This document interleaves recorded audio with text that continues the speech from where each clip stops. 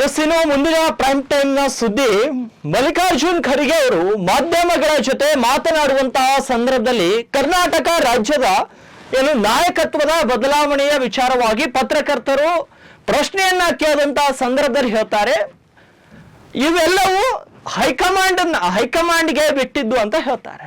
ಆದ್ರೆ ಬಹುಶಃ ನನಗೊಂದು ಅನ್ಸುತ್ತೆ, ಮಲ್ಲಿಕಾರ್ಜುನ್ ಖರ್ಗೆ ಅವರು ಕಾಂಗ್ರೆಸ್ ಪಕ್ಷದ ರಾಷ್ಟ್ರೀಯ ಅಧ್ಯಕ್ಷರು.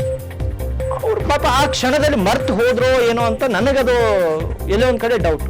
ಇನ್ನೊಂದು, ಈ ಬಿಜೆಪಿಗರು ಪದೇ ಆರೋಪಗಳನ್ನ ಮಾಡ್ಕೊಂತ ಬರ್ತಾ ಇದ್ರು.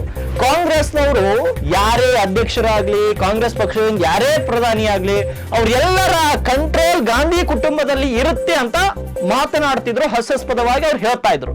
ಆದ್ರೆ ಖರ್ಗೆ ಅವರ ಈ ಒಂದು ಹೇಳಿಕೆಯನ್ನ ನೋಡಿದಾಗ ನಿಜಕ್ಕೂ ಅದೇ ರೀತಿ ಇರಬಹುದೇನೋ ಅಂತ ಅನಿಸ್ತಾ ಇದೆ.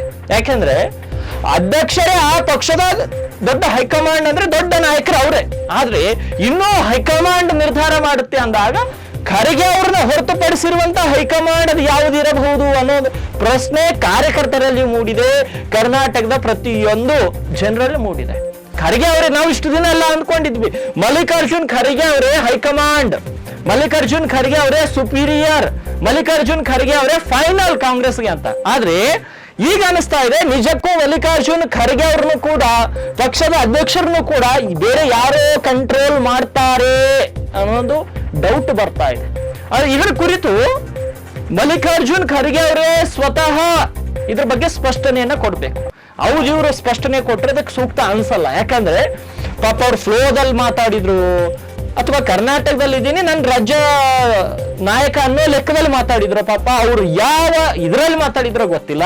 ಆದ್ರೆ ಅವ್ರು ಆಡಿರುವಂತಹ ಮಾತು, ಹೈಕಮಾಂಡ್ ಅಂತ ಹೇಳಿದ್ದು ನಿಜಕ್ಕೂ ಎಲ್ಲೇ ಒಂದು ಸಂಕೋಚ ಕಾಡಿಸ್ತಾ ಇದೆ ಕಾಂಗ್ರೆಸ್ಸಿಗರಲ್ಲಿ.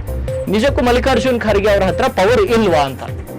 ಹಾಗಿದ್ರೆ ಮಲ್ಲಿಕಾರ್ಜುನ್ ಖರ್ಗೆ ಅವರು ಹೈಕಮಾಂಡ್ ನಾಯಕರಂತ ಹೇಳಿದ್ದಾರೆ. ಇಂದಿಗೂ ಕೂಡ ಗಾಂಧಿ ಕುಟುಂಬವೇ ಕಾಂಗ್ರೆಸ್ ಅನ್ನ ಕಂಟ್ರೋಲ್ ಮಾಡ್ತಾ ಇದೆಯಾ ಏನೋ ಒಂದು ಮಾತುಗಳು ಕೂಡ ಈಗ ಸ್ಪಷ್ಟವಾಗಿ ಕೆಲವೊಂದು ಜನ ಸೋಷಿಯಲ್ ಮೀಡಿಯಾದಲ್ಲಿ ಬರ್ಕೋತಾ ಇದ್ದಾರೆ.